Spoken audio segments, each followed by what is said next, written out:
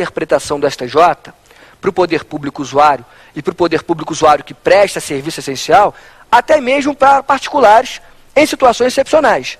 Só que essa situação que eu estou trazendo agora, de João da Silva, ainda não foi consagrada no STJ. Só acho que é uma tendência em se alargar essas hipóteses de impossibilidade do corte do serviço, também para particulares em situações excepcionais e pontuais, claro, justificadas sempre por razoabilidade e proporcionalidade da medida.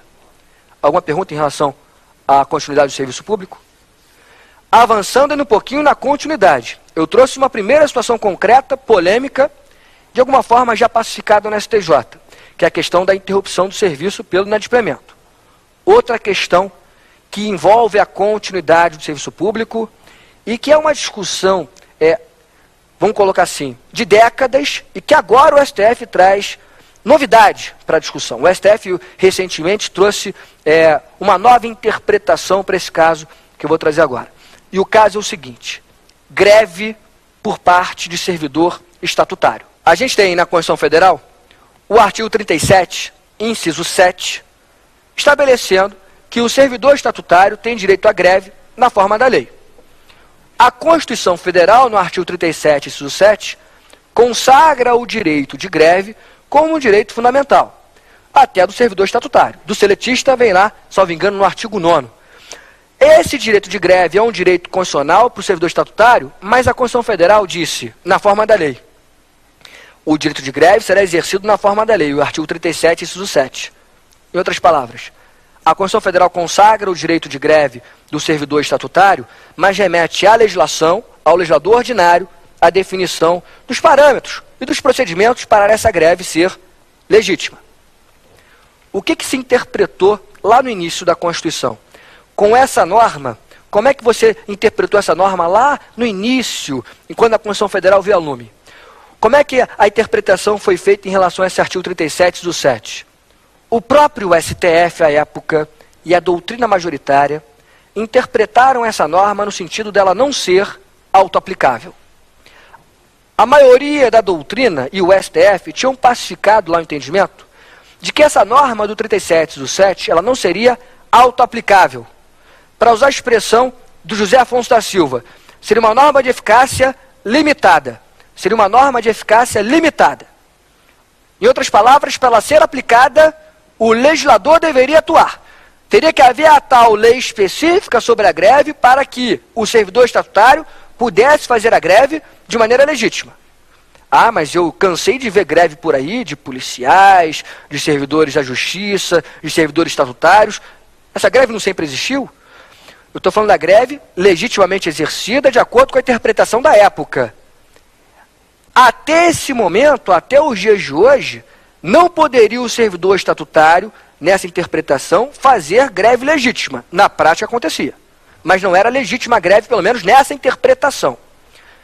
Fato é que essa Constituição Federal, promulgada em 88, até hoje não foi regulamentada nessa parte. Até hoje não existe a tal lei do artigo 37 do 7. Não existe até hoje a tal lei de greve do servidor estatutário. Tem gente que se aposentou sem ver a cor da greve, sem ver a lei da greve. O que acontece é o seguinte: o STF cansou de esperar a atuação do legislador. E o STF, no informativo 485, o STF traz uma decisão polêmica, é claro, mas uma decisão que faz uma reviravolta na interpretação que se dava até então para esse direito de greve, e até uma decisão que faz uma reviravolta à luz do direito constitucional, na interpretação do mandado de junção.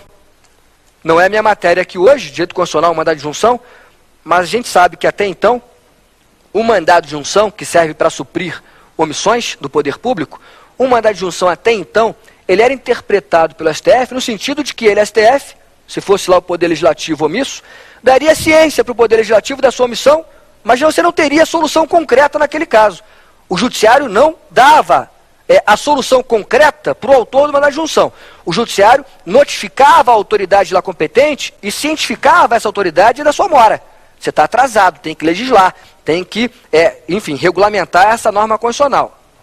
Então, na verdade, o mandado de junção, ele nunca teve uma efetividade razoável. ele nunca foi aplicado na maneira que ele poderia ser. O STF, nesse informativo que eu estou citando, deu um passo à frente até nessa questão do mandado de junção. Porque o STF julgou salvo engano, 3 mandados de junção, e naquele caso, o STF não cientificou o legislativo da mora, não. O STF já trouxe no mandado ali de junção, e naqueles mandados de junção, o STF já trouxe o quê? A solução para o caso concreto. Supriu a omissão. O judiciário, o STF, supriu a omissão e, entre aspas, legislou. Na verdade, não é legislar naquela interpretação dos autores que admitem essa solução pelo judiciário. Na verdade, o STF interpretou o ordenamento constitucional e efetivou normas constitucionais. Disse o STF, e agora vem o que me interessa. No informativo 485. Até hoje não tem a lei de greve estatutário. Até hoje, nós entendíamos que o estatutário só poderia exercer o dia de greve se viesse aquela lei específica do artigo 37. Só que já tem 20 anos isso. Bom, eu agora, STF, mudei minha opinião, vou acolher um mandado de junção aqui que eu estou julgando e vou criar a norma para o caso concreto. O STF, por enquanto, então, vai dizer agora o seguinte, com uma nova decisão, com uma nova interpretação. O STF vai dizer agora o seguinte, pode o servidor estatutário fazer a greve. Ah, mas não tem a lei específica. Diz o STF, por enquanto, temporariamente, eu, STF, determino que a greve vai poder ser realizada e deverá observar, por analogia, a lei de greve que se aplica aos seletistas. É menos pior do que deixar a omissão, porque se continuar a omissão, ele não faz greve legítima, a greve acontece na prática e não tem o problema resolvido. A solução, por enquanto, temporária, é aplicar, por analogia, a Lei 7783 de 89. A Lei 7783 de 89 que fala da greve do seletista. Para quê? Para o estatutário poder exercer o seu direito legítimo e o direito fundamental, que é o dia de greve. Enquanto não tem norma, o legislador não atua mesmo, vamos trazer uma solução temporária. Aplica por analogia. Lei 7783 de 89. E aplica o quê? Principalmente os artigos 9º a 11 dessa Lei 7783. Artigos 9º a 11. Por quê? Porque esses artigos tratam das chamadas atividades privadas de caráter essencial, que seriam aproximadas àquela ideia do serviço público essencial que não pode faltar para as pessoas. Então a STF determina a aplicação da Lei 7783 de 89 e aí determina a aplicação principalmente dos artigos 9º a 11. O estatutário pode fazer greve respeitando lá aqueles limites colocados pela Lei 7783. Não pode paralisar, por exemplo, todo o serviço. O serviço público tem que estar um mínimo de continuidade. Aí vem a ideia de continuidade, por isso que eu trouxe a greve. O STF admite a greve do estatutário, mas manda aplicar a Lei 7783 por analogia. E essa lei determina que o poder público, agora no caso por analogia, mantenha um mínimo de servidores prestando atividade para aquela atividade, aquele serviço público não ser o quê? Paralisado. Daí a ideia de continuidade do serviço público sendo também garantida apesar do reconhecimento do direito à greve. Vocês poderiam pensar, o direito à greve é uma ideia oposta à de continuidade do serviço público. Se as pessoas fazem greve, elas paralisam suas atividades. Logo, o serviço é o quê? Interrompido. Só que nesse caso, por ser um serviço público, e até um serviço público essencial, porque geralmente é prestado por estatutário, essa atividade não poderá ser interrompida totalmente. E aí, para você compatibilizar a ideia de que o serviço não pode parar, e a ideia de também que o servidor estatutário tem um direito legítimo à greve, você vai ter que trazer uma solução meio termo. Qual é a solução meio termo? Garante a greve, mas os grevistas, esses servidores, terão que manter um mínimo de servidores trabalhando, e a lei vai estabelecer parâmetros, um mínimo de servidores trabalhando para que aquele serviço não seja totalmente paralisado.